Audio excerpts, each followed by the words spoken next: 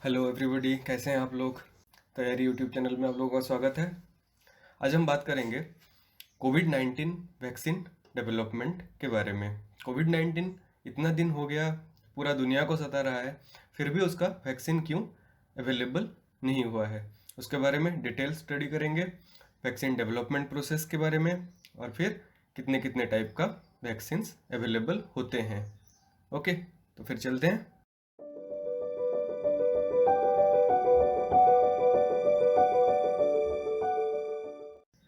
इस लेक्चर में हम लोग देखने वाले हैं कि वैक्सीन डेवलपमेंट में क्या क्या इश्यूज एंड चैलेंजेस आते हैं, और वैक्सीन डेवलपमेंट का टोटल प्रोसेस क्या है, और कितने कितने टाइप का वैक्सीन्स होते हैं।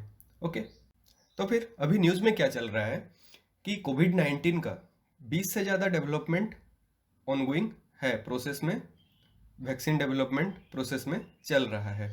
उनमें से 2 क्लिनिकल ट्रायल फेज तक आ गए हैं, जो कि ह्यूमन टेस्टिंग चल रहा है 2 वैक्सीन्स का।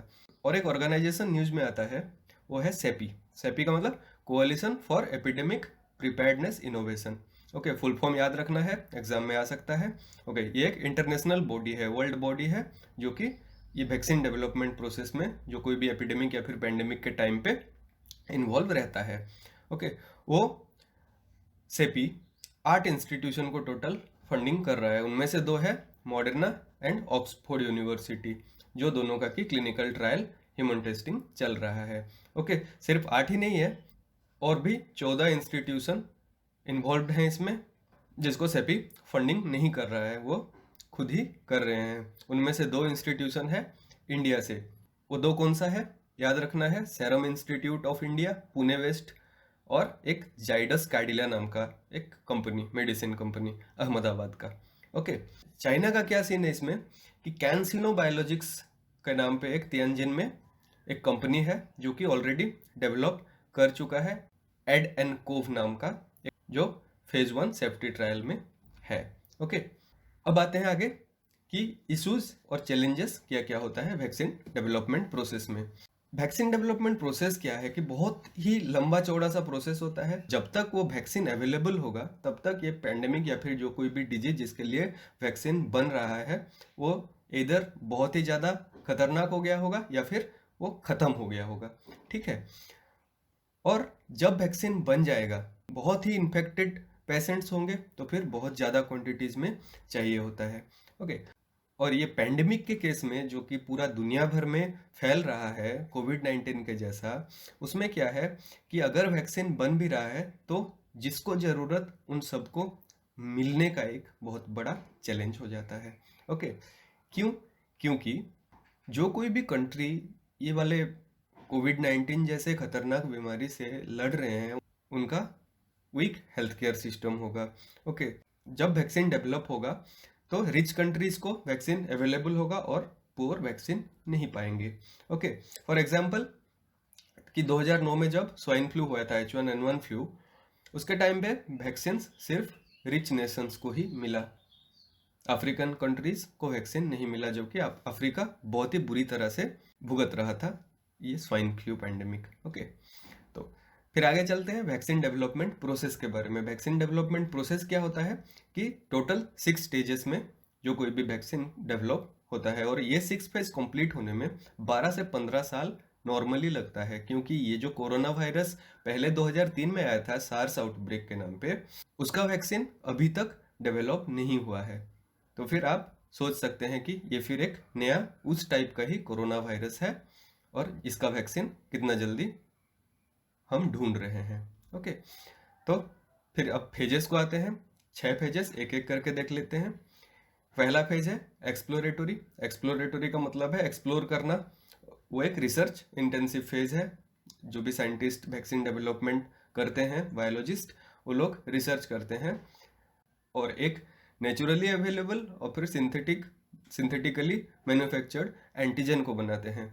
वो एंटीजन वो डिजीज को ट्रीट करता है हमारे बॉडी के अंदर जाके। उसके बाद सेकंड स्टेज में आता है प्री क्लिनिकल। प्री क्लिनिकल में क्या होता है कि रिसर्चर्स वैक्सीन बनने के बाद एनिमल टेस्टिंग करते हैं, जो चूहा को लेके टेस्टिंग करा जाता है।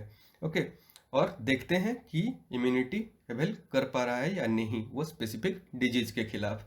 ओके, उसके बाद तीसरा आता है clinical development process. Clinical development process सबसे ज़्यादा लंबा होता है और मैन्युफैक्चरिंग कंपनी जो भी वैक्सीन बनाएगा वो ऑथराइजिंग एजेंसी से अप्लाई करता है।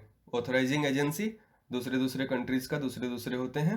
ओके, और वो ऑथराइजिंग एजेंसी क्या करेगा कि उसका जो रिसर्च आउटपुट है उसको समराइज करेगा, उसके बाद ड्रग कैसे बनाया जाएगा और कैसे टेस्ट किया जाएगा वो बताएगा। उसके बाद क्लिनिकल ट्रायल का प्रोसेस पूरा वही ऑथराइजिंग एजेंसी देता है और उसके बाद एक रिव्यू बोर्ड का अप्रूवल चाहिए होता है। वो अप्रूवल के बाद 3 स्टेजेस में ह्यूमन टेस्टिंग होता है, फेज 1, फेज 2, फेज 3 करके। फेज 1 में बहुत कम लोगों को वैक्सीन देके टेस्ट करते हैं, फेज 2 में उससे भी ज़्यादा, फेज 3 में और भी ज़्यादा। अगर कोई भी साइड इफेक्ट्स नहीं होता है तो फिर वो वैक्सीन पास हो जाता है। तीसरा स्टेज के बाद एक रेगुलेटरी रिव्यू या अप्रूवल का फेज चौथा होता है, जिसमें जो कंपनी वैक्सीन बनाएगा वो biologics licence application BLA apply करता है ऑथराइजिंग एजेंसी से। ओके, उसके बाद फेज 5 में मैन्युफैक्चरिंग होता है। जो कोई भी ड्रग मैन्युफैक्चरर है वो बहुत ज़्यादा क्वांटिटी में वैक्सीन बनाता है, नहीं तो उसका बिजनेस ठप हो जाएगा। ओके, फेज 6 में क्या होता है कि क्वालिटी कंट्रोल होता है। जो भी ऑथराइजिंग एजेंसी होगा, authorising agency time to time वो उसका सेफ्टी, इफेक्टिवनेस, परफॉर्मेंस उसके बारे में वो वैक्सीन का रिसर्च करता रहेगा। क्वालिटी कंट्रोल ठीक से होना चाहिए क्योंकि ह्यूमन लाइफ का सवाल है। ओके, तो अभी आते हैं टाइप ऑफ वैक्सीन्स को देखने। टाइप्स ऑफ वैक्सीन क्या क्या है? एक होता है live attenuated virus. Live attenuated virus का मतलब कि वायरस जिंदा होता है। ओके, वो जो भी डिजीज के लिए वैक्सीन डेवलप होता है वही डिजीज का एक वीक फॉर्म में एक वायरस लिया जाता है। वो वायरस को ह्यूमन बॉडी में इंजेक्ट कर लेते हैं। वो इंजेक्ट होने के बाद वो हमारा इम्यूनिटी सिस्टम के साथ मिलके वो डिजीज का वायरस को हरा देता है। ओके, एग्जाम्पल इसमें मीजल्स, रूबेला, पोलियो वैक्सीन और येलो फीवर एटसेट्रा। ओके, और एक होता है इनएक्टिवेटेड वैक्सीन। इनएक्टिवेटेड वैक्सीन क्या होता है कि वही वायरस का, जो वायरस डिजीज कॉज कर रहा है उसका एक किल्ड वर्सन को ह्यूमन बॉडी में इंजेक्ट किया जाता है। इंजेक्ट के बाद वो वाला वायरस को बॉडी में घुसने नहीं देता है। इसका एग्जाम्पल है पोलियो, IPV जो हमारे यहाँ पे दिया जाता है, और हेपेटाइटिस A एटसेट्रा। ओके, और एक सब यूनिट एंड रिकॉम्बिनेंट वैक्सीन है जो कि अभी चाइना ने डेवलप कर चुका है ऑलरेडी कोविड-19 के लिए। पिछले स्लाइड में हमने देखा था ना, वो क्या होता है कि एक टारगेट पैथोजन, पैथोजन का मतलब है जो वायरस डिजीज कॉज करता है, वही वायरस का प्रोटीन या फिर शुगर या फिर कैप्सिड, कैप्सिड का मतलब वो वायरस का आउटर कवरिंग, उसको लेके एंटीजन दूसरा बनाया जाता है और वो दूसरा एंटीजन को ह्यूमन बॉडी में इंजेक्ट किया जाता है। इंजेक्ट होने के बाद ह्यूमन इम्यून सिस्टम के साथ वो मिलके वो वायरस से लड़ना शुरू करता है। फॉर एग्जाम्पल हेपेटाइटिस B जो कि अभी USA ही देता है ऐसे टाइप का वायरस। ओके, इंडिया में हेपेटाइटिस B के लिए इनएक्टिवेटेड वैक्सीन दिया जाता है। और फिर आता है कंजुगेट वैक्सीन। कंजुगेट वैक्सीन क्या है? वो रिकॉम्बिनेंट वैक्सीन से सेम ही है, लेकिन इसमें जो डायरेक्टली प्रोटीन, शुगर या फिर उसका आउटर कवरिंग को इंजेक्ट किया जाता है, वो कंजुगेट वैक्सीन के डेवलपमेंट में कोट ऑफ बैक्टीरिया दिया जाता है उसको। तो फिर वो बैक्टीरिया को इंजेक्ट किया जाता है और वो बैक्टीरिया आके हमारे इम्यून सिस्टम से काम कराता है। ओके, उसके बाद आता है टॉक्सोइड वैक्सीन। टॉक्सोइड वैक्सीन एक टॉक्सिक या फिर हार्मफुल प्रोडक्ट को यूज करके बना जाता है। वो वैक्सीन बॉडी के अंदर जाने पे डिजीज को नहीं होने देता। ओके, उसके बाद सबसे इम्पोर्टेंट जो कि रिसेंटली न्यूज में भी था और रिसर्च भी उसका जारी है, वो है RNA वैक्सीन।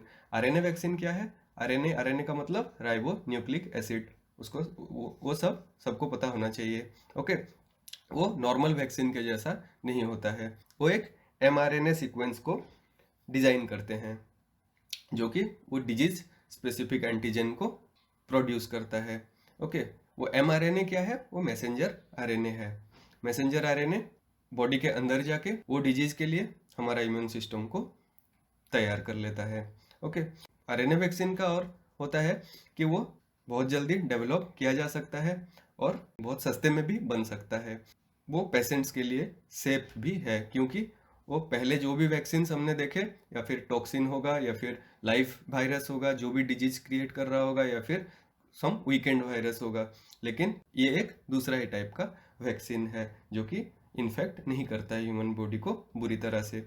ओके, इसका प्रोडक्शन भी लेबोरेटरी बेस होता है और प्रोसेस स्टैंडर्डाइज्ड या स्केल्ड हो सकता है। ओके, बट आरएनए या फिर डीएनए जैसे जेनेटिक मटेरियल को यूज करके आज तक कोई भी वैक्सीन डेवलप नहीं हुआ है, वो रिसर्च फेज में ही है। ओके, ये था वैक्सीन्स के बारे में डिटेल में सारे बातें। इसमें से एग्जाम में आने का चांस कुछ ज़्यादा ही रहता है, क्योंकि अभी कोविड-19 का पैंडेमिक चल रहा है। ओके, ठीक है, थैंक यू गाइस।